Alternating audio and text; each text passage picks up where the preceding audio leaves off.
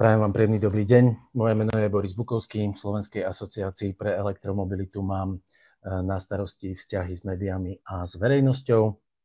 Vítam vás na dnešnom webinári, ktorý sme pre vás pripravili na názov Dostal som firemný elektromobil. Čo teraz? Je to otázka, ktorú si kladú mnohí užívateľia, ktorí či už vo firmách alebo pri nejakých iných príležitostiach dostanú možnosť presadnúť zo spalováku do bezemisného elektrického vozidla a v súvislosti s tým majú množstvo otázok. Budeme dnes hovoriť o praktických aspektoch tohto prechodu na lokálne bezemisnú dopravu. Sme radi, že ste dnes s nami a že sa o elektromobilite spoločne dozvieme niečo tak povediac z prvej ruky, aj vďaka dnešným našim speakerom a hosťom. Sú nimi pán Martin Kronerav zo spoločnosti Kia Sales Slovakia, ktorý nahradí pôvodne avizovaného hostia Mateja Šinského. Dobrý deň. Pozdravujem, dobrý deň všetkým účastníkom. A pán Roland Besedič zo spoločnosti ZSE Drive, ktorý si pripravil prehľad možností nabíjania na Slovensku vrátane verejných a privátnych nabíjacích staníc. Dobrý deň. Dobrý deň všetkým. Takže spoločne sa pokúsime rozptýliť nejaké také aj bežné mýty spojené s používaním elektromobilov a poskytneme praktické rady týkajúce sa dojazdu, správy batérie, nejakých každodenných výhod, ktoré sú s elektromobilitou spojené a poskytneme aj cenné rady, ako efektívne využívať nabíjanie doma alebo v práci, alebo ako zabezpečiť prehľad nákladov a technologických možností nabíjania na cestách. Dovoľte ešte taký úvod o SEVA. Zdieľanie praktických skúseností je významnou súčasťou aktivít Slovenskej asociácie pre elektromobilitu. A to je prostredníctvom našich business hubov, ktoré si predstavte ako nejaké klastre, ktoré máme na našej webovej stránke www.seva.sk. Túto stránku vám ináč naozaj vrele odporúčam pre aktuálne informácie, štatistiky, analýzy zo sveta elektromobility. Dnes ráno sme napríklad vydávali prehľad o nabíjacej infraštruktúre na Slovensku. Vždy kvartálne zbierame tieto údaje od našich členov a zverejňujeme ako najrelevantnejší zdroj týchto údajov na Slovensku. Aby som sa vrátil k Business Hubom, nájdete tam zatiaľ v 4 kategóriách sústredené články a informácie z oblasti elektrická nákladná doprava, kam radíme teda nielen kamióny a nákladné vozidlá, ale aj autobusy, mikrobusy a dodávky pre mestskú logistiku. Ak niekoho táto téma zaujíma podrobnejšie, tak už zajtra, 16. oktobra, sa e-mobility komunita stretáva v Šamoríne v X-Bionic na konferencii eFleet Day 2024. Toto jesenné vydanie po druhýkrát sa koncentruje práve na nákladnú dopravu. Budete mať možnosť vyskúšať si na testovacích jazdách nejaké vozidlá. Je tam samozrejme bohatý program s odborníkmi nielen od nás, ale aj z Poľska, z Českej republiky, ktorí budú hovoriť o elektrifikácii užitkovej ťažkej dopravy. Ešte stále sa môžete zaregistrovať a zúčastniť sa. Hľadajte informácie buď na našej stránke alebo na efleetday.sk. Ďalším našim SEVA Business Hubom je automobilový a batériový priemysel, pretože SEVA sa venuje teda elektromobilite nielen na cestách, ale aj v továrniach. Určite viete, že Slovensko je v prepočte na obyvateľa najväčším výrobcom vozidiel. Aby sme si túto pozíciu nejakým spôsobom aj do budúcnosti zabezpečili, nesmieme zmeškať príležitosť, ktorú predstavuje transformácia automotív smerom k elektromobilite. Aj v tejto oblasti vyvíjame v SEVE aktivity, ktoré jednak majú pomôcť lokálnemu dodávateľskému, subdodávateľskému reťazcu prejsť na výrobu elektromobilov, ale zároveň teda podporujeme aj rozvoj batériového priemyslu, recyklácie batérií a veci s tým súvisiace, pretože určite viete, že ten elektrický automotív je trochu odlišný od tých spalovákov a my to musíme zvládnuť, túto transformáciu, ak chceme zostať na špici. No a posledný hub, okrem teda elektromobilov vo firmách, sa nazýva digitalizácia a elektrifikácia. A tu sa venujeme zase potrebám distribučných sietí, pripájanie obnoviteľných zdrojov energie a vôbec zelenej transformácii a digitalizácii v energetike. Dnes už vo vyspelých krajinách existujú a sú hojne využívané možnosti pri distribúcii elektrickej energie, ktorá napríklad umožňuje v určitých momentoch počas dňa odoberať elektrickú energiu nie s tým, že vy platíte za ňu, ale dodávateľ platí vám za odber elektrickej energie. Taká možnosť je či už vo Švédsku, v Norsku, v Holandsku alebo vo Veľkej Británii. Od toho sme samozrejme ešte dosť ďaleko. Nás čaká v oblasti rekonštrukcie a rozvoja distribučných sietí naozaj veľký kus práce. No a napokon ten posledný hub, ktorý vlastne stojí aj za dnešným webinárom, je hub elektromobily vo firmách. Je to teda business hub, ktorý je spolu so svojím zlatým partnerom, spoločnosťou Kia Sales Slovakia a strieborným partnerom, spoločnosťou ZSE Drive, aj dôvodom, pre ktorý sme sa tu dnes stretli. Ešte raz vás vítam. Naším cieľom je najmä v tomto posledne menovanom hube priblížiť firmám, fleetovým manažerom, ale aj ďalším nejakým rozhodovacím pozíciám vo firmách všetkých veľkostí, v samosprávach, v štátnych a neziskových organizáciách najnovšie trendy a riešenia v oblasti zavádzania elektromobilov do firemných fleetov. Budeme veľmi radi, ak naše aktivity budete sledovať aj na sociálnej sieti LinkedIn, kde nás nájdete pod názvom SEVA, Slovak Electric Vehicle Association.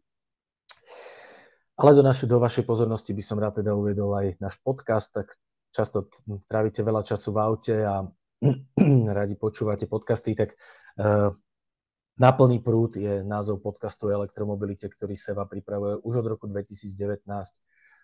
Snažíme sa každý týždeň prinášať zaujímavé rozhovory s hostiami, ktorí sa do elektromobility z rôznych uhlov pohľadu rozumejú a vedia o nej hovoriť. No a na záver tohto môjho úvodného, pomerne dlhého vstupu ešte niekoľko organizačných pokynov. V prvej časti nášho webinára dnes vám panelisti predstavia svoje príspevky, po ktorých bude nasledovať možnosť odpovedať na vaše otázky. V Zoome máte dolu možnosť klásť otázky prostredníctvom nástroja Q&A, otázky a odpovede. Nebudeme vám postupne udeľovať slovo. Prosím, počas celého konania webináru, počas celého času môžete písať svoje otázky. Následne na konci sa potom budeme venovať tomu, aby sme na ne odpovedali. Tie vaše otázky sú pre nás veľmi dôležité a veríme, že sa zapojíte aj takto do diskusie. Možno ste si všimli, že tento webinár nahrávame a bude k dispozícii nielen na stiahnutie teda tým, ktorí sa registrovali, ale aj na našej web stránke seva.sk. Vašou účasťou na webinári súhlasíte s týmto nahrávaním. Záznam zverejníme teda aj na sociálnych sieťach a web stránke, kde si ho budete môcť pozrieť kedykoľvek neskôr. Takže toľko tento úvod vyčerpávajúci a podrobný a teraz by som už odovzdal slovo nášmu prvému panelistovi, ktorým bude pán Martin Kronera zo spoločnosti Kia Sales Slovakia, ktorému teraz odovzdávam slovo. Takže ešte raz ďakujem pekne a ja si to rovno pustím do pozadia nejaké pekné video, aby si sa nemuseli len na mňa pozerať. A ukážeme vám, že aké autíčka máme a popri tom sa porozprávame o tom, že ako k tomu vlastne pristúpiť, keď dostanem ten elektromobil do rúk.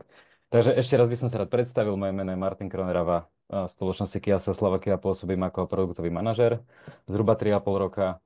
No a teda okrem toho, že sa zaoberám tými autami nielen elektrickými v rámci mojej práce, tak už 5,5 mesiaca jazdím firemný elektromobil Kia EV6, takže verím, že mám dostatok skúseností a aj tých vedomostí na to, aby som vám to dokázal nejakým spôsobom priblížiť. A rozdelil som si v podstate ten môj vstup do takých 3 častí.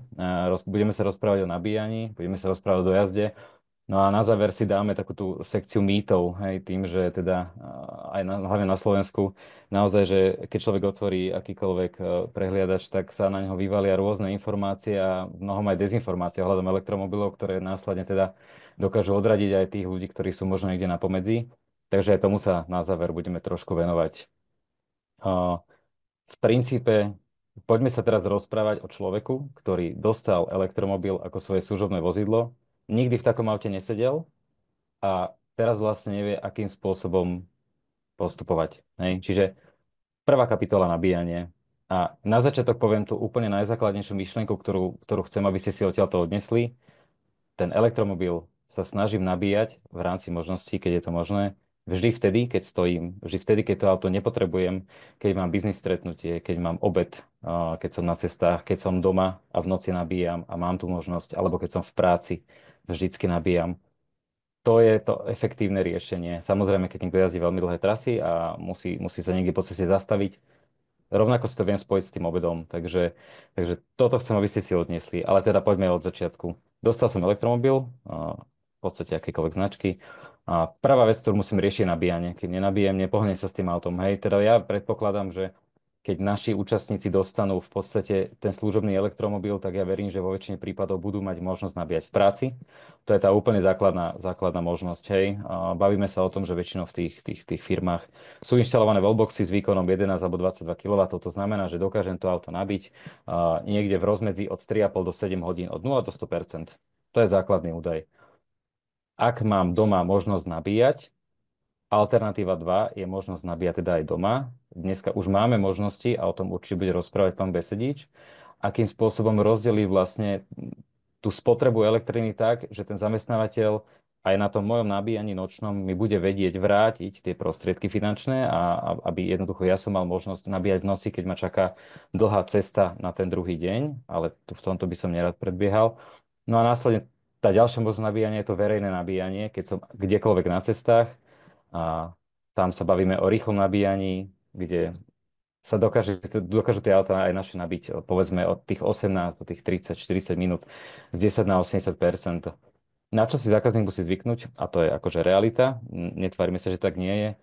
Život s elektromobilom je o tom, že musím trošku viac plánovať, ako keby som sadol do spalováku a jednoducho vydám sa na cestu. To znamená, že potrebujem plánovať, ale na to plánovanie mi pomáhajú jednak aplikácie, či už teda napríklad Kia Charge, my máme kartu nabíjaciu, máme k tomu aplikáciu, takisto auta vám dokážu naplánovať tú trasu, ponúknú vám možnosti nabíjania na tej trase, kde si viete vy vlastne vyfiltrovať, akých prostredkovateľov toho nabíjania si chcete zvoliť. Napríklad budete mať k vozidlu Kia Charge kartu, alebo budete mať kartu zo C-Drive. Vy si v tej chvíli viete aj v tom elektromobile alebo v tej aplikácii pridruženej zvoliť, že áno, tu chcem nabíjať, tým pádom si viem pozrieť, že aké mám k dispozícii tie nabíjacie stanice po ceste a na základe toho si naplánovať tú trasu. Čo podľa mňa stojí za zmienku, možno pre človeka, ktorý už jazdí služobné auto, ale není spalovacie, alebo teda je spalovacie. Vo väčšine firiem je potrebné platiť súkromné kilometre. A napríklad pri využívaní toho elektromobilu tento náklad dokáže klesnúť v podstate až na tretinu pôvodnej sumy, lebo sa vieme dostať tým, že sa dokáže nabíjať napríklad v práci za pomerne lacnú elektrinu, tak sa dokáže dostať z povedzme 10 eur na 100 km na 3-4 eur na 100 km. Čiže aj tento náklad pre mňa ako užívateľa by klesol, čo je pre mňa tiež, nielen pre firmu, motivácia na to, aby som ten elektromobil, aby som sa toho teda nebal a nebal sa toho, že áno, musím trošku rozmýšľať nad nabíjaním, ale zároveň mi môžu klesnúť náklady. A tu dodám ešte jednu vec, teda vieme, že niektorí možno viete, niektorí nie. Od 1. januára vlastne klesá daňové zaťaženie, to znamená, že za elektromobil sa bude dodaňovať o 0,5% menej ako doteraz, čo opäť zníži náklady na takéto na užívanie takéhoto auta na súkromné účely. Takže netreba sa toho bať. Prichádzajú nejaké benefity a tie práve treba využiť. Hej. Ak nabíjam doma, zlaté pravidlo, môžem nabíjať kľudne do 100%, v prípade, že jazdím veľa jednoznačne. Keby som naozaj jazdil maličko, možno stačí nabíjať do 80%. Ak človek jazdí vyslovene málo a má to auto pridelené, ale proste nerobí veľa kilometrov, tak vám úplne v kľude stačí nabíjať niekedy aj raz za týždeň.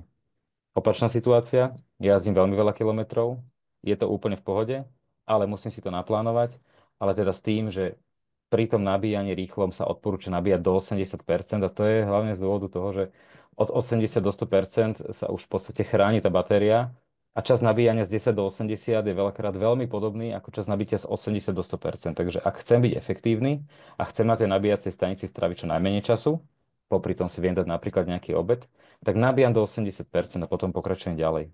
A ďalšia vec, chytím do ruky elektromobil, ktorý má napríklad náša EV6 facelift a nabíjací výkon až 258 kW. Je to vysoký údaj.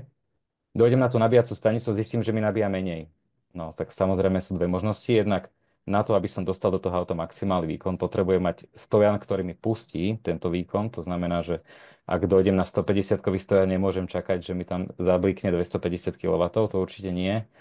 Ale druhá vec je tá, že aby do tej baterky išiel ten maximálny nabíjací prúd, hej, z čoho teda dokážeme dostať ten výkon, tak potrebujeme mať splnené nejaké podmienky. A to nabíjanie má nejakú svoju krivku a tým pádom sa kľudne môže stať, že to maximum, ktoré udávame my a aj naši konkurenti, je dosiahnuté nejakú chvíľu.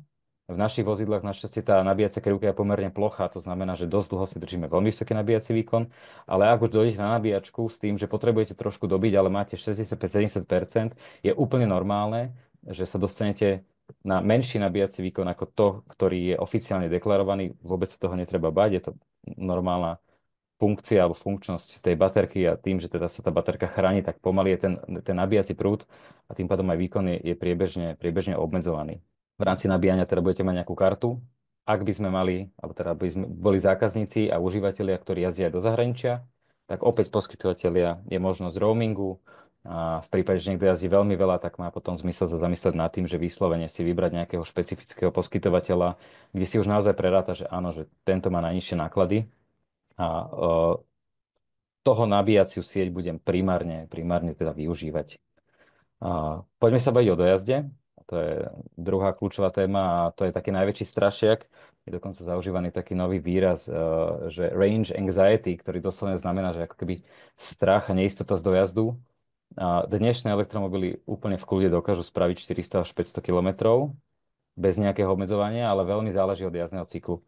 Ak budem jazdiť primárne mesto, okresky, to je to, kde tie elektromobily z princípu, ako sú skonštruované, sú doma.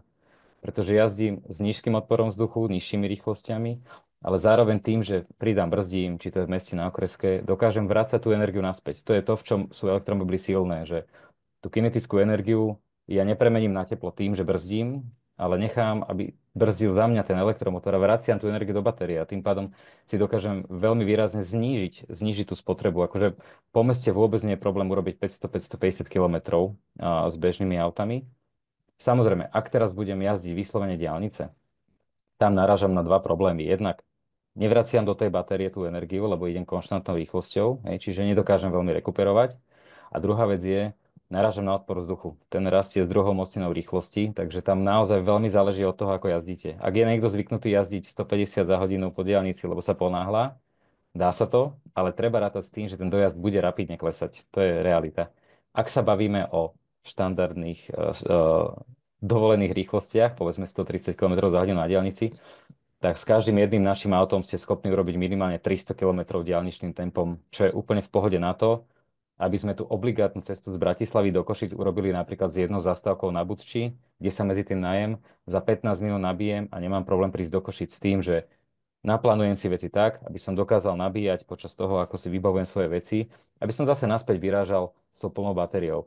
Za tohto cyklu, za takýchto podmienok je v podstate tá cesta trvá v princípe rovnako dlho ako so spalovákom, lebo aj tak by som sa na tej 400 plus kilometrovej ceste proste niekde zastavil, potrebujem ísť na toaletu, potrebujem si dať kávu, niekto potrebuje si dať cigaretu, idem sa najesť, čiže vôbec to netreba vnímať nejako obmedzujúco, ale áno, musím si naplánovať, že ráno budem odchádzať so 100% a vtedy viem, že proste do toho cieľa dorazím s jednou zastávkou, ktorá vôbec netrvá dlho, popri tom sa najem a absolútne žiadnym spôsobom obmedzený nie som. No.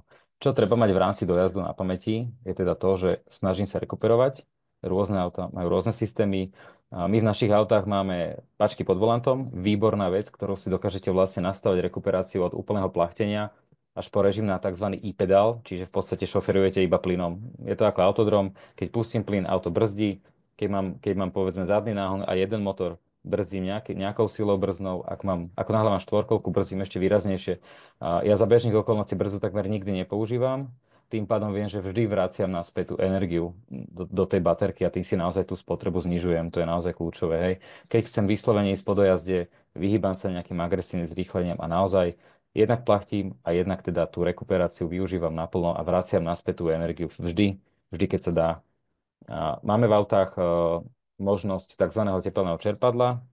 Je to zariadenie, ktoré s nejakým spôsobom dokáže zefektívniť ten jazdný cyklus, ktorý mám a podľa toho, aká je vonkajšia teplota, dokáže predĺžiť dojazd o zhruba 10, možno 15%. Opäť je to niečo, každý si môže vybrať, že či mu za to stojí. V niektorých našich autách to máme štandarde, niekde je to za príplatok.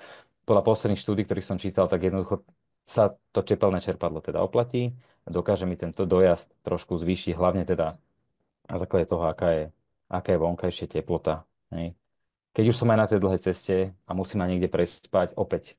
Máme už dneska kopec hotelov, ktoré majú nabíjačky. Na hoteli nepotrebujem mať 350 kW rýchlo nabíjačku, to je úplne zbytočné. Ja keď v tom hoteli som celú noc, tak 11 kW wallbox mi bohate stačí na to, aby som ráno opäť odchádzal s plne nabitým autom a tým pádom absolútne nemám problém. Nemám problém sa dostať v podstate následne kam potrebujem.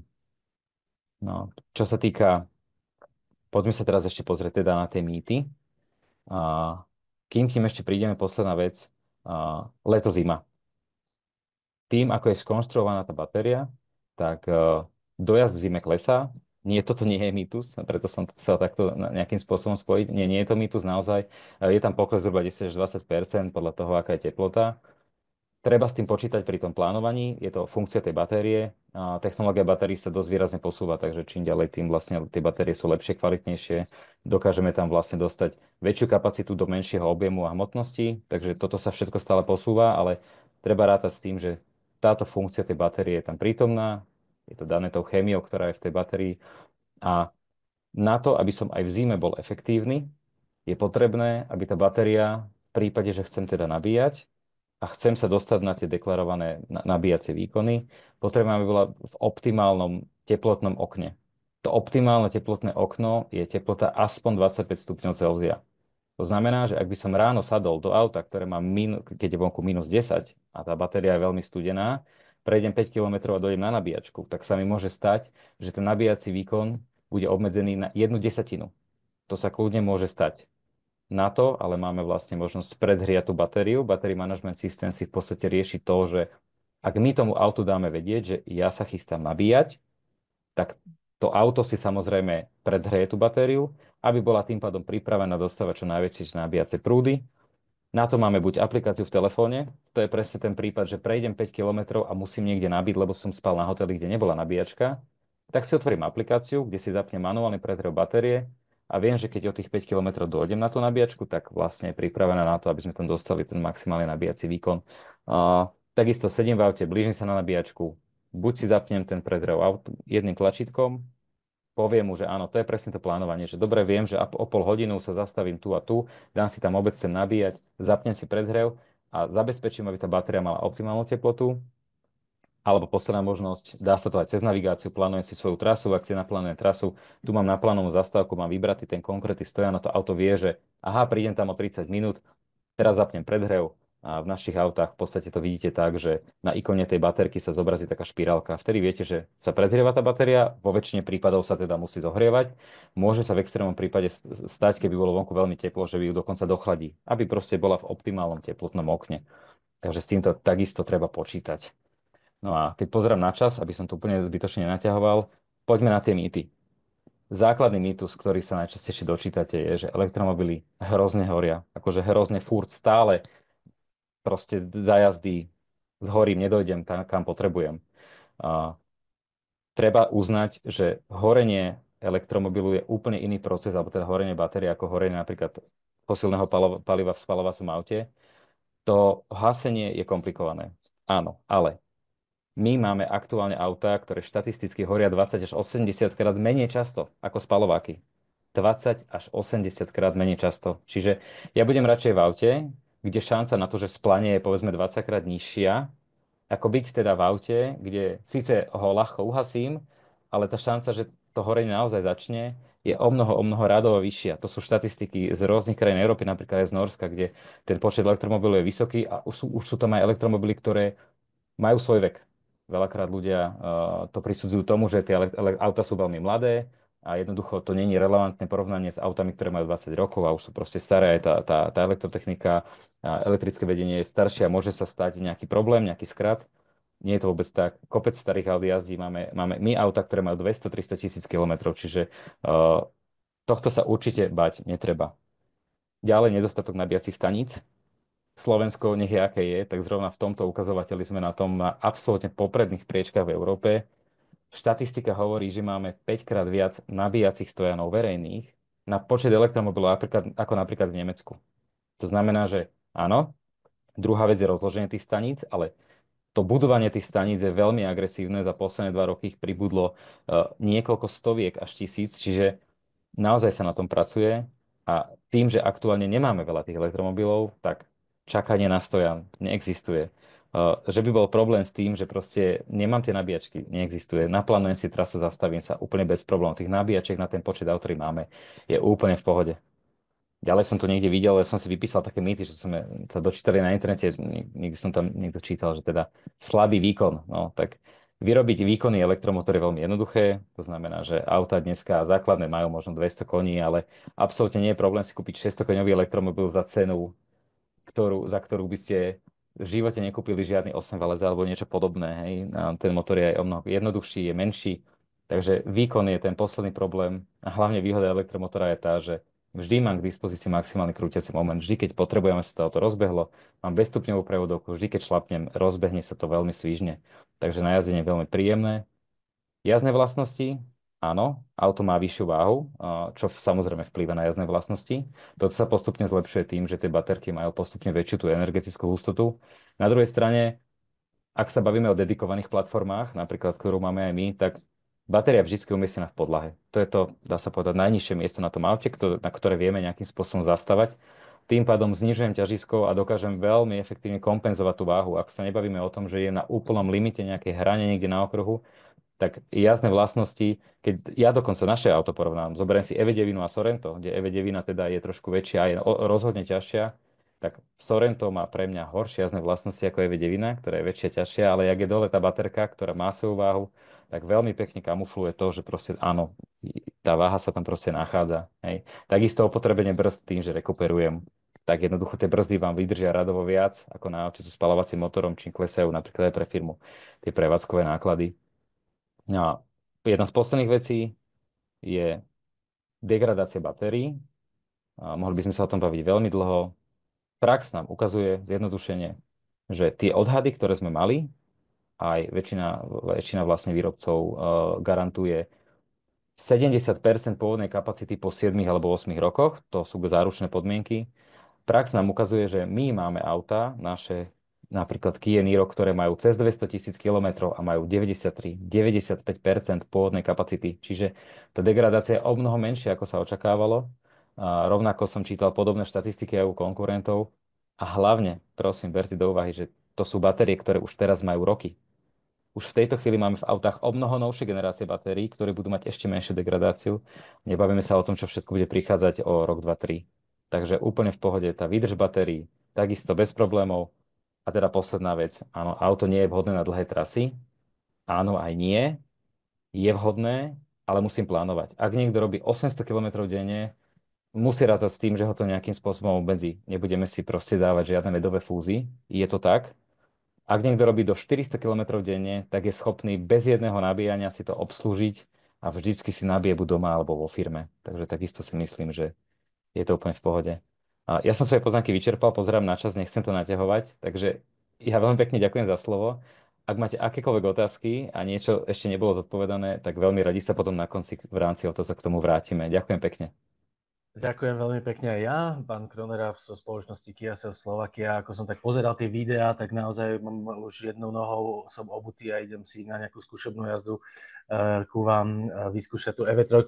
Môžete nám možno povedať, že ako to je práve s tou EV3, hej, na tu sa pomerne dosť čaká, že už predaj je spustený? Áno, áno, predaj EV3 sme spustili zhruba pred mesiacom a je to také, nazveme to malé veľké auto.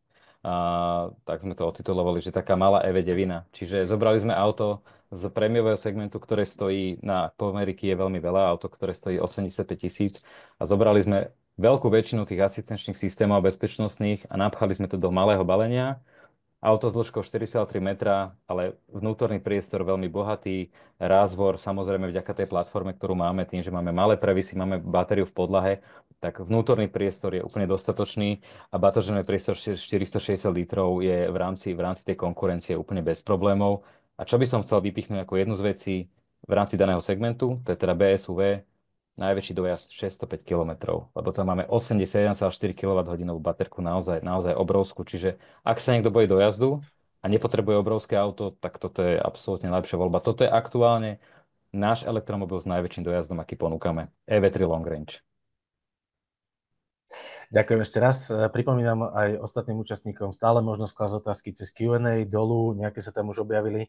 Vrátime sa k ním potom na záver. Mnohé veci, ktoré hovoril pán Kroneraf, máme obsiahnuté aj v manuáli Ako presadnúť do elektromobilu, ktorý vlastne na konci predstavím. Je to úplne čerstvá publikácia, ktorú Slovenská asociácia pre elektromobilitu pripravila pre začínajúcich elektromobilistov. Venujeme sa tam aj mytom, ktoré sme už spomínali. Takže v tej mojej časti potom ušetríme vlastne čas, lebo už niektoré veci sme si povedali. Poprosím teraz druhého nášho panelistu, pán Roland Besedič zo ZSE Drive. Tak, dobrý deň ešte raz všetkým. Ďakujem pekne za slovo. Kým nazdielam, taktiež musím pochváliť video, ktoré púšťal pán Kroneraf. Myslím, že ste mi taktiež možno predali jedno z vašich vozidiel. To sa kolegovci určite potešia. Dobre, ja mám klasickú prezentáciu, nemám také pekné videojko, ale myslím, že zodpovieme taktiež veľa vecí a otázok, ktoré súvisia s prechodom na elektrické auto. Čo sa týka mňa, pracujem v západoslovenskej energetike na e-mobilite už 5 rokov, momentálne na pozícii vedúceho rozvoja predajných kanálov a B2B predaja. Elektrické auto užívam už viacej ako 2 roky, tak myslím, že naozaj tie skúsenosti z mojej strany je dosť, takže poďme rovno na to. My v ZSE Drive vnímame e-mobilitu ako taký súbeh 3 tém. Je to jednak nabíjanie v tej verejnej nabíjacej sieti, či v ZSE Drive, alebo samozrejme aj v konkurenčnej, nabíjanie vo firme, alebo nabíjanie doma. Pre nás je to vždy taký akoby komplexný ekosystém. Kým ešte sa budeme venovať tomu nabíjaniu v tej verejnej nabíjacej sieti ZSE Drive, tak len taký stručný úvod z mojej strany k pôsobeniu ZSE Drive na poli elektromobility.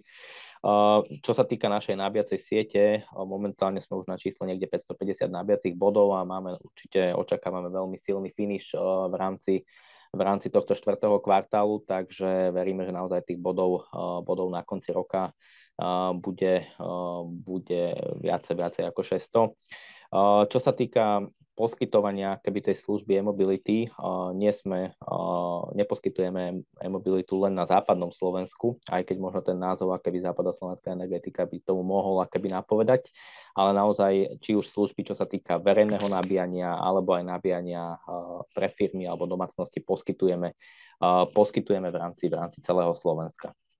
No, čo sa týka tej verejnej nabíjacej siete, v prvom rade treba povedať, čo už bolo spomenuté aj pánom Kronerafom, naozaj tá naša verejná nabíjacia sieť na ten počet elektrických aut, ktorá tu je, keby je najviac naozaj predimenzovaná, čo sa týka celej Európskej únie. Takže naozaj toho nabíjania vo verejnej nabíjacej sieti sa keby netreba báť, čo je asi taký naozaj ten prvý moment, keď dostanete to elektrické auto a hneď tá prvá otázka, ktorá padne, že kde sa budem nabíjať, veď možno tie nabíjacie stanice, pokiaľ to elektrické auto nemáte, tak ešte sú také, ako možno pre vás nejakým spôsobom neviditeľné, nejako si neuvedomujete, že koľko ich je, ale ako náhle dostanete ten firemný elektromobil, tak zistíte, že tých nabíjacích staníc na Slovensku je naozaj veľa. Čo sa týka ZSE Drive, tak naozaj sa snažíme budovať nabíjaciu sieť rovnomerne po celom Slovensku.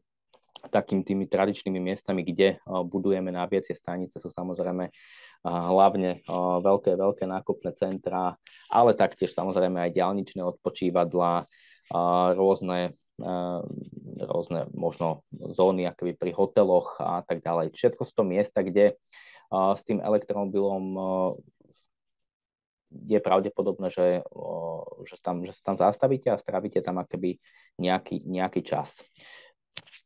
Čo sa týka počtu elektrických aut, aby sme si možno vedeli predstaviť, o akých číslach sa bavíme v rámci toho elektrického flítu, tak tuto vidíte nejakú keby krivku, ktorú predpokladá naša spoločnosť, tak my samozrejme veríme, že tých aut bude pribúdať, lebo ako som povedal, naozaj tá nabíjacia sieť na ten počet elektrických aut na Slovensku ešte není až tak využitá. Samozrejme, my budeme radi, keď bude využívaná čo najviac. Čo sa týka nejakej budúcnosti toho nabíjania zase Drive, tak určite sú to tie ultrarýchlo nabíjacie huby. K tomuto poviem určite podstatnú vec. Tuto vidíte nabíjací hub na Landererovej. Je to naozaj taký unikátny nabíjací hub, ktorý umožňuje nabíjanie až 400 kW, taktiež je tam možnosť nabíjania keby aj AC nabíjaním. Je tam také pekné zázemie, kde viete efektívne stráviť svoj čas pri nabíjaní elektromobilu, keďže sa naozaj bavíme o ultrarýchlom nabíjaní. Čiže tým pádom sa bavíme o nabíjaní niekde z 20 do 80% pri štandardnom elektrickom aute niekde maximálne do 30 minút, tak viete si tu keby dať kávu, vybaviť si v rámci zázemia nejaké maily a keby naozaj ísť rýchlo ďalej. Hej. Čiže jeden pohľad je áno, je budovanie tých akéby ultrarýchlo nabíjacích hubov. Druhý pohľad je samozrejme budovanie aj AC nabíjacích hubov, hlavne v rámci sídliskových mestských lokalít, kde jednak kapacita siete neumožňuje budovanie ultrarýchlych nabíjacích staníc, ale jednak aj tá lokalita ako taká, tým, že je to skôr rezidenčná lokalita, tak si vyžaduje práve to pomalé AC nabíjanie pre nabíjanie elektrického auta v rámci noci. Čo sa týka nabíjania vo firme, môžeme plynule prejsť keby na taký, nazvime to druhý stream, ktorý je pre nás, ktorý zase Drive vnímame ako veľmi podstatný, čo sa týka toho nabíjania elektrického auta. Nabíjanie vo firme, samozrejme áno, očakávame, že pokiaľ ten zamestnávateľ prechádza na elektrický fleet, tak sa bude snažiť zabezpečiť to nabíjanie pre zamestnancov v rámci firemných priestorov, hej, či to už je nejaký firemný závod, hej, firemné garáže, kde to nabíjanie vždycky bude pre toho zamestnanca najpohodlnejšie, pretože v rámci toho štandardného pracovného času, tých 8 hodín sa bez problémov nabíja na pomalej nabíjačke. Samozrejme, my tým zamestnávateľom odporúčame inštalovať vždycky, pokiaľ to tie kapacitné možnosti akéby dovolujú, aj nejakú akéby rýchlo nabíjaciu stanicu.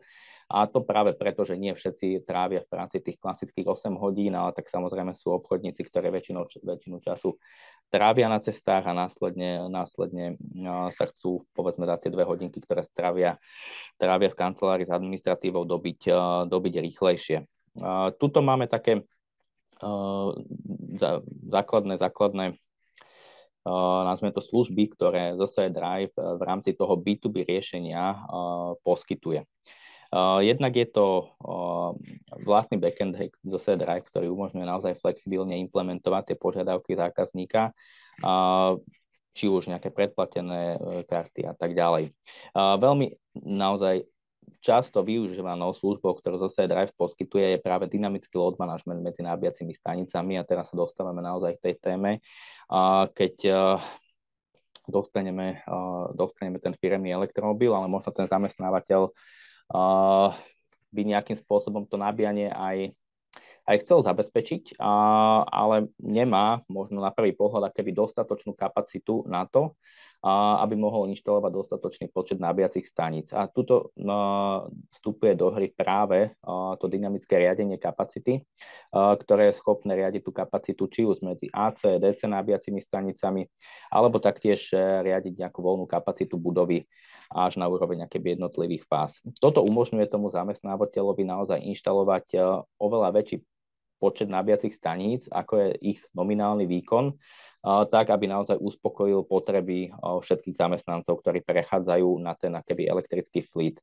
Čiže tuto je aj taká moja rada pre vás, keď dostanete ten služobný elektromobil a ten zamestnávateľ vám to nabíjanie ešte nezabezpečil, tak určite sa treba s tým akoby zamestnávateľom porozprávať a navrhnúť mu naozaj, aby napríklad kontaktoval zase Drive a my následne mu vieme tieto požiadavky vyriešiť naozaj akoby na kľúč. Od nejakého návrhu, povedzme, projektovej dokumentácie v danej lokalite cez vybavenie potrebného inžinieringu, či už sa jedná o ohlášku drobnej stavby, stavebné povolenie, celé to samozrejme následne z našej strany vieme zrealizovať na kľúč, dodať tomu zákazníkovi nabíjacie stanice a následne ich prevádzkovať a poskytovať či už prevádzkové alebo nejaké online služby.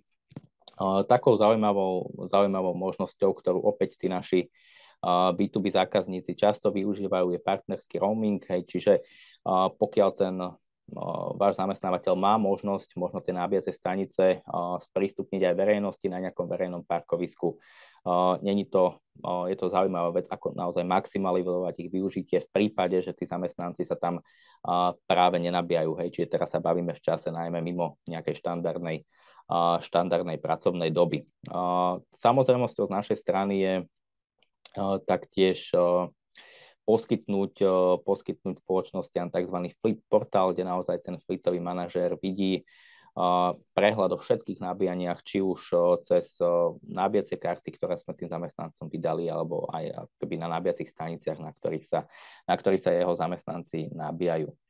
Tuto vidíte, že naozaj to portfólio z našej strany tých nabíjacích staníc je kompletné od tých pomalých AC nabíjacích staníc až po tie ultrarýchle nabíjacie stanice, čiže naozaj tomu vášmu zamestnávateľovi vieme nasetapovať to riešenie tak, aby splnilo tie jeho potreby voči vám ako zamestnancom. Tuto sa dostávame k takej naozaj často diskutovanej téme a to je presne tá otázka, že akým spôsobom rozúčtovať to nabíjanie. Vieme o tom, že ten zamestnanec sa môže nabíjať teda v práci, môže sa nabíjať vo verejnej sieti, môže sa nabíjať doma. Či už nabíjanie vo verejnej sieti je samozrejme pomerne jednoduché, nabíjate sa cez účet ZSE Drive, následne ZSE Drive na mesačnej báze, akoby fakturuje toto verejné nabíjanie danej spoločnosti. Možno takou komplikovanejšou témou je práve to nabíjanie doma. Teraz keď si poviete, že ako sa teda budem nabíjať doma, samozrejme vieme aj toto vyriešiť. Tuto máme znázornený akoby ekosystém, ako funguje napríklad u nás v ZSE Drive, alebo ako fungujeme aj s našimi viacerými B2B partnermi. Samozrejme, tou najdôležitejšou časťou je inštalácia wallboxu akoby na domácom odbernom mieste zamestnanca. Následne, samozrejme, vieme, keďže všetky naše wallboxy sú smart, monitorované v backendovom systéme, vieme poskytovať akoby dáta o nabíjaní elektrického auta danej spoločnosti. A v prípade akoby dohody medzi zamestnancom a zamestnávateľom vieme samozrejme do týchto reportov pridať aj cenu kWh v odbernom mieste zamestnanca, aby sa to tomu vášmu zamestnávateľovi akoby ľahšie prepočítavalo. Následne tento mesačný report posúvame štandardne na oddelenie facility managementu, ktorý akoby pripraví nejaké podklady pre zaúčtovanie pre tým účtovníctva. Následne HR celé tieto podklady potom vyrovnáva mzde zamestnanca. Toto je systém, ktorý naozaj je funkčný, vieme toto riešenie kedykoľvek poskytnúť. Poďme ešte na to teda poslednú kapitolu a naozaj si povedať niečo o tom nabíjaní doma. Povedali sme si už niečo o nabíjaní vo verejnej sieti, o nabíjaní vo firme. Nabíjanie doma môžeme rozdeliť na také dve kapitoly. Jednou je nabíjanie práve v rezidenčných budovách alebo povedzme vo väčších projektoch, kde sú nejaké akoby spoločné garáže, spoločné priestory. A druhou témou je nabíjanie akoby v rodinných domoch. K tomu nabíjaniu v rodinných domoch sa dostaneme za chvíľku, to je akoby určite jednoduchšia téma. Možno práve trošku komplikovanejšou, ale nie neriešiteľnou témou je práve riešenie nabíjania v takýchto akoby spoločných priestoroch. Samozrejme, zase Drive myslíme aj na takýchto zákazníkov a máme na to nastavené zaujímavé riešenie.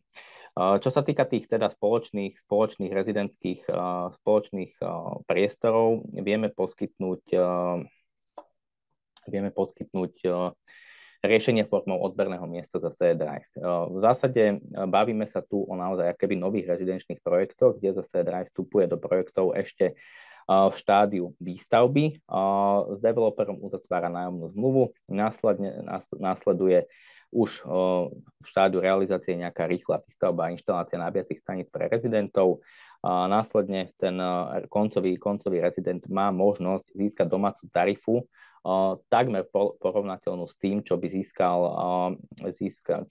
získal v prípade nabíjania keby v rodinnom dome. Toto je naozaj dôležité keby spomenúť, lebo pokiaľ by dané riešenie poskytoval správca, tak ten koncový keby rezident by sa k takejto tarife nevedel ľahko dostať. Následne samozrejme máme aj existujúce projekty. Tam je riešenie o niečo komplikovanejšie, najmä možno v starších budovách, kde sa ešte v minulosti na tú e-mobilitu nemyslelo. Jednak z hľadiska keby nejakého odsúhlasenia nadpolovičnej väčšiny vlastníkov k tomu, aby vôbec sa tam tá akoby e-mobilita alebo nabíjacia infraštruktúra mohla riešiť. Následne samozrejme na to, aby ste mohli inštalovať nabíjaciu stanicu v podzemných garážach, potrebujete splniť veľa požiadaviek, hlavne z hľadiska požiarnej ochrany. Je to komplikovaný proces, ale určite nie je neriešiteľný a radi poskytneme v ZSE Drive podporu aj pre takéto prípady. Potom sa dostávame k tomu akoby možno jednoduchšiemu a ideálnemu scenáru, a to je práve to nabíjanie v tých rodinných domoch, kde to je štandardne akoby naozaj relatívne jednoduchá inštalácia Smart Wallboxu od ZSE Drive, ktorý v zásade umožňuje autorizáciu cez RFID kartu, ktorú od svojho zamestnávateľa obdržíte. Následne, samozrejme na základe autorizácie, alebo teda spustenia nabíjania touto RFID kartou, vieme vášmu zamestnávateľovi poskytovať už teda spomínané reporty spotreby, na základe ktorých môžeme potom prísť práve k rozúčtovaniu mzde zamestnanca. Samozrejmosťou je taktiež integrácia napríklad s domácou fotovoltikou alebo možnosť využiť produkt virtuálnej batérie, k tomu sa dostaneme ďalej. Takou zaujímavosťou, ktorú zase poskytujeme, je produkt elektrina pre elektromobil v rámci takéhoto domáceho nabíjania. Viete získať naozaj až 30% zľavu na silovú energiu v čase nízkej tarify. Táto tarifa je dostupná pre odberné miesta, alebo sadzba je dostupná pre tarify D4, D3. Po nejakom prepočte, pokiaľ by ste sa nabíjali naozaj len v rámci domácnosti, pri tomto nočnom nabíjaní, tak sa dostávame niekde na sumu euro 50 až 2 eur, keby na 100 km, čo je naozaj neporovnateľné, pokiaľ si to porovnáme so autami, so spalovacími motormi. Samozrejme je pravdepodobné, že vy v rámci toho nabíjania budete využívať jednak aj to nabíjanie doma, aj nabíjanie vo firme, aj nabíjanie práve vo verejnej sieti. Čo sa týka tej virtuálnej batérie, ktorú som už načrtol, opäť je taký zaujímavý produkt, ktorý ZSE Drive poskytuje pre fyzické osoby už v podstate 1 rok. Zákazník si akoby v rámci tohto produktu definuje podiel vlastnej fotovoltiky, ktorý chce presunúť na kartu ZSE Drive. Je to zaujímavý produkt, kde tieto prebytky potom následne viete akoby jednak jednej využívať vo verejnej sieti ZSE Drive. Skrátka to znamená, že za to, čo ste akoby si v rámci tých prebytkov vyrobili, sa viete nabíjať v sieti ZSE Drive, či už na AC nabíjaní, na DC nabíjaní, alebo taktiež na ultrarýchlom nabíjaní. Týmto by som asi uzavrel tú prezentáciu od ZSE Drive. Naozaj tá téma je komplexná. Budem rád, ak sa budete pýtať, určite tým, že tých tém je veľa, od toho nabíjania vo verejnej sieti, nabíjania vo firme a nabíjania doma. Tá prezentácia by mohla byť kľudne aj na hodinku, 2, takže ak vás z toho niečo zaujalo, alebo prípadne niečo možno nebolo zodpovedané, tak určite budem rád, ak sa budete pýtať. Ďakujem pekne. Ja takisto veľmi pekne ďakujem pánovi Besedičovi zo ZSE Drive. Ja mám teda posledný príspevok na tomto webinári. Rád by som vám predstavil manuál, ktorý, ktorý vydala Slovenská asociácia pre elektromobilitu a ktorý je ešte úplne čerstvý. Máme ho naozaj pripravený, aby sme ho distribuovali po skončení tohto webinára, takže budete naozaj medzi prvými, ktorí ho vôbec uvidia. Takže nemá nejak veľmi zmysel, aby som teraz prechádzal podrobnosťami toho manuálu, len vám ho narýchlo prebehnem, aby ste videli, že čo dostanete. Samozrejme, všetci účastníci tohto webináru registrovaní dostanú od nás e-mail, či už pravdepodobne zajtra alebo dnes popoludní ešte. Jednak so záznamom tohto webinára a jednak teda s manuálom, ako presadnúť do elektromobilu, ktorý sme pripravili. Veľa vecí, o ktorých sa píše v tomto manuáli, sme prešli aj počas webinára. Odporúčame vám predtým, ako vôbec sa pre elektrické auto rozhodnete, odpovedať si na otázky, či je pre vás vhodné. Tunak riešime, že aké sú tie otázky. Ak máte denný nájazd do 50 km, tak elektromobil je pre vás naozaj ideálny. To sú také najzásadnejšie zistenia. Aj počas dnešného webinára, ale aj bežne pri debate o elektromobiloch narazíte na nové významy, nové termíny, skratky, ktoré nie vždy sú úplne jednoznačné, takže v manuáli nájdete aj vysvetlenie takýchto termínov, skratiek, s ktorými sa pracuje v elektromobilite. Ak vám tu niečo chýba, teraz keď uvidíte, tak takisto nám napíšte do otázky, ešte môžeme doplniť. Včera som si napríklad uvedomil, že tu nemáme frank, čo je taká zaujímavá slovná hračka z angličtiny. Trunk je zadný kufor, tým, že elektromobil má vlastne motory väčšinou v blízkosti kolies, tak aj vpredu je miesto na nejaký menší odkladací batožinový priestor. Ten sa volá práve frank, lebo je vpredu. Na čím by ste sa mali zamyslieť pred kúpou elektrického auta? Urobte si výpočty. Je určite vhodné pozrieť sa na vlastníctvo vozidla v horizonte viac ako po najbližšie tankovanie. Ak máte elektromobil vo firme, zistite si, ako dlho sa odpisuje, ako dlho sa vám bude vlastne vo firme započítavať do celkových nákladov na vlastníctvo. Treba si takisto uvedomiť, že servis vozidel elektrických je zásadne výhodnejší a menej náročný, nakoľko obsahujú elektromobily oveľa menej pohyblivých častí. Nabíjanie je jednoduchšie, nabíjacia infraštruktúra, o tom sme hovorili. Adresujeme tu obavy z batérií. Naozaj paradoxom je, kým sa dostanú nové generácie batérií z laboratória na výrobné linky automobiliek, prejdú častokrát roky. Takže dnes sa bavíme o tom, že batérie, ktoré máme v prevádzke niekoľko rokov, ako hovoril pán Kronerav z Kie, ktoré boli v prevádzke niekoľko rokov, majú najazdených 200 000 kilometrov.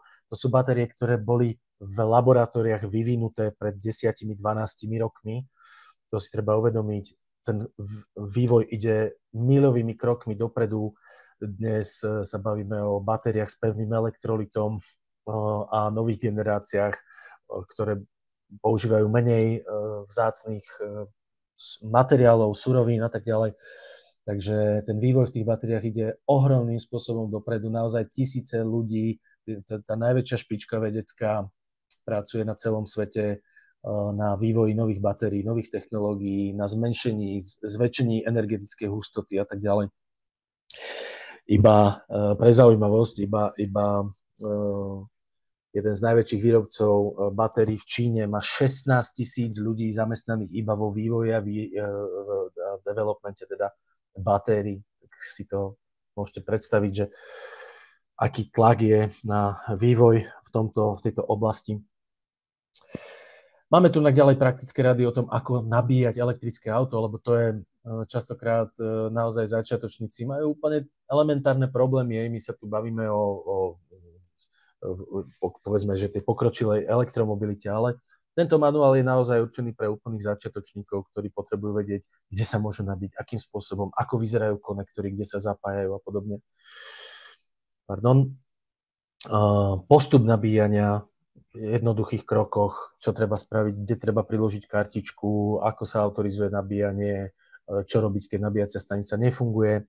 Ale máme tu aj nejakú nabíjaciu etiketu, lebo medzi elektromobilistami musí existovať nejaká ohľaduplnosť. Nie je to to isté, ako zaparkovať spalovák, ktorý môže blokovať parkovacie miesto ľubovoľne dlho. Takže tu máme aj nejaké odporúčania, ako sa správať zodpovedne voči ostatným elektromobilistom. Nejaké informácie o tom, aké to je riadiť vôbec elektrické auto, že má okamžitý výkon a zrýchlenie, jazdí ticho, jednoduché na obsluhu. Vyrába si benzín, ktorý si späť ukladá do nádrže, čo je akože v prípade spaľovacích vozidiel nemožné. To je práve tá rekuperácia.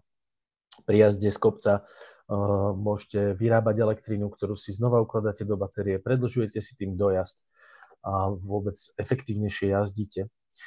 Stabilitu na ceste spomínal takisto pán Kroneráv, batéria je dolu, takže ťažisko vozidla je nízko, čo dáva perfektný pocit pri jazde v zákrutách alebo pri rýchlejšej jazde. Ako si ovplyvniť dojazd, takisto praktické rady, ako predĺžiť vlastne vzdialenosť, ktorú prejdete na jedno nabitie, ako používať kúrenie, to je jeden obľúbený mýtus, že zakúrite si v elektromobile a dojdete iba do najbližšieho supermarketu. Čiže máme tu opäť nejaké praktické rady, či už v štýle jazdy, ale aj v správe a starostlivosti o batériu. Či máme vôbec nejaký dôvod obávať sa o batériu v elektrickom aute. No a potom tu adresujeme tie mýty, ktorých je teda naozaj veľa a bojujeme v Slovenskej asociácii pre elektromobilitu s tým, aby sme tieto mýty postupne vyvracali, odstraňovali tú nedôveru, odstraňovali tie otázky, ktoré ľudia majú v súvislosti s elektromobilmi. Určite odporúčam si túto kapitolu v našom manuáli preštudovať, pokiaľ ste často konfrontovaní s týmito mýtmi alebo s neistotou, napríklad ako flitoví manažeri vo firmách, ak sa vás zamestnanci pýtajú, že no dobre, ale však dáte mi elektromobil a zhorí mi pod zadkom, no tak nie je to tak. Adresujeme to aj rôzne ďalšie mýty, ktoré určite stoja za vašu pozornosť. Ako som spomínal, manuál vám pošleme veľmi skoro, pristane vo vašich mailboxoch, takže môžete sa na to tešiť spolu aj so záznamom nášho webinára dnes. No a aby sme teda ešte stihli, lebo je 11 hodín a mali sme pomaly končiť, ale máme tu aj teda zo pár otázok, ktoré prišli počas nášho webinára, takže poďme sa na ne pozrieť. Ja by som zastavil zdieľanie, nech nás tento obraz nemýli. A poďme teda na otázky. Máme tu otázku, aká je skúsenosť s opotrebovaním pneumatík? To by som sa možno spýtal pána Kronera z Kia Sales. Jasné. No tak je veľmi podobná ako pri jazde so spaľovacím autom v tom zmysle, že ak jazdím defenzívne, tak pneumatiky majú istú životnosť. Ak jazdím defenzívne, jazdím agresívne, využívam ten výkon, využívam hlavne ten krúťací moment, ktorý je ako keby k dispozícii hneď, tak je jasné, že tie pneumatiky dokážu svoju životnosť skrátiť. Tam veľmi záleží od toho, že áno, tie auta majú trošku vyššiu hmotnosť. Na to sa väčšinou naráža, že pneumatiky sa mi opotrebujú rýchlejšie, lebo auto má väčšiu hmotnosť. Áno, ale ak budem ja jazdiť s rozumom, tak tie pneumatiky dokážu vydržať v princípe to isté ako u spalováku. Že ak jazdím ako závodník, a ten krúťací moment je obrovský, čiže to, že nastáva nejaký prekles kolies, sa môže stať veľmi často, či to je predný alebo zadný náhon. Na to sú tie auta citlivé práve kvôli tomu, že ten elektromotor má takúto funkčnosť, že jednoducho je vlastne k dispozícii okamžite, čo je super, keď potrebujem niekde nejaké auto predbehnúť, ale môže to byť problém, keď je zhoršená adhézia, keď mám vodu na ceste. Toto všetko pokrýva ESP, ktoré obmedzuje prekles kolies. Ak naozaj nebudeme asi s vypnutým ESP a skúšať, máme EV6 GT, ktoré má drift režim, takže skúšal som, jazdili sme. Ak budem jazdiť ako závodník, tak tie gumy vydržia málo, rovnako ako na inom aute. Ak budem jazdiť normálne defenzívne, budem využívať tú rekuperáciu, tak si myslím, že s opotrebovaním pneumatík nebude žiadny problém. Bežný kombík veľkosti Audi A6 má 2 tony. EV6 moja má 2 tony. To je to isté. Hej, čiže nie je tam až tak markantný rozdiel. Dneska všeobecne auta sú veľmi veľké a veľmi ťažké, takže Musím akurát dávať pozor na to, že áno, ak teda sa budem blázniť, tak ten krúťací moment dokáže zožrať tie pneumatiky skôr. Ale to už potom padá na vrúb toho užívateľa a na toho spôsobu užívania. Asi toľko. Ďakujem. Ďakujem veľmi pekne. Je tu aj ďalšia otázka na pána Besediča. Dá sa nabíjať kartu ZC Drive aj v zahraničí? Áno, samozrejme dá sa nabíjať aj v zahraničí. Vysvetlím ako rozlišujeme v ZC Drive tzv. Roaming. Čo sa týka nabíjania v zahraničí, v ZC Drive definujeme toto nabíjanie ako zahraničný roaming. ZC Drive je súčasťou veľkej medzinárodnej roamingovej platformy Hubject, čiže tým pádom naozaj, čo sa týka nabíjania v zahraničí, máme presah na vyše 130 000 nabíjacích bodov, čiže naozaj sa nemusíte báť, keď idete v lete na dovolenku, že by ste sa nenabili. Určite to je zase o tom, áno, trošku si tú cestu akoby naplánovať, pozrieť sa, kde sú, povedzme, ultrarýchle nabíjacie stanice, ale naozaj viete sa s našou kartou nabiť bez problémov aj v zahraničí. Viete sa s našou kartou nabiť aj na Slovensku na konkurenčných poskytovateľov nabíjania, ako napríklad Greenway, Ionity a všetci akoby významní poskytovatelia. Takže áno, nemusíte sa báť, že ZC Drive karta slúži len na nabíjanie na ZC Drive nabíjacích staniciach na Slovensku, ale naozaj viete sa nabiť u tej primárnej konkurencie doma, viete sa nabiť u roamingových partnerov v zahraničí. Ďakujem veľmi pekne. Sú tu aj ďalšie otázky, ale pozerám na ne a viac menej pribudali počas toho, ako sme rozprávali, takže obsahovo sme ich už zodpovedali. Vzhľadom na to, že sme vyčerpali čas, ktorý bol na dnešný webinár určený, tak by som prišiel asi ku záveru. Chcem sa vám veľmi pekne poďakovať, pán Kronerá, pán Besedič, že ste prispeli svojimi skúsenosťami a informáciami k dnešnému webináru. Ak dovolíte, rád by som ešte úplne na záver vás pozval na náš LinkedIn. Ak máte telefón, môžete si nasnímať QR kód s pozvánkou. To je náš LinkedIn. Takisto máme možnosť prihlásiť sa k odberu nášho newslettera, to je tento druhý QR kód. A posledný QR kód, ktorý vám ukážem a ktorý si môžete nasnímať, je podcast Na plný prúd, ktorý nájdete na Spotify, ale aj na našom webe seva.sk/Na plný prúd. Takže toľko za mňa. Ešte raz veľmi pekne ďakujem aj všetkým účastníkom, ktorí si vypočuli dnešný webinár. Ako som spomínal, záznam z neho spolu s manuálom, ako presadnúť do elektromobilu, môžete očakávať v najbližších hodinách, poťažmo dňoch, vo svojich mailboxoch. Teším sa na stretnutie zajtra osobne, kto sa chystá do Šamorína na konferenciu eFleet Day Truck, Bus and Van. Pripomeniem ešte raz, efleetday.sk, stále je možno sa registrovať a zúčastniť sa tejto konferencie, na ktorej sa stretne e-mobility komunita z celého Slovenska, ktorá sa venuje ťažkej užitkovej doprave. Ešte raz vám všetkým ďakujem a teším sa na stretnutie pri niektorom z ďalších webinárov Slovenskej asociácie pre elektromobilitu. Dovidenia. Ďakujem pekne, majte sa krásne. Dovidenia.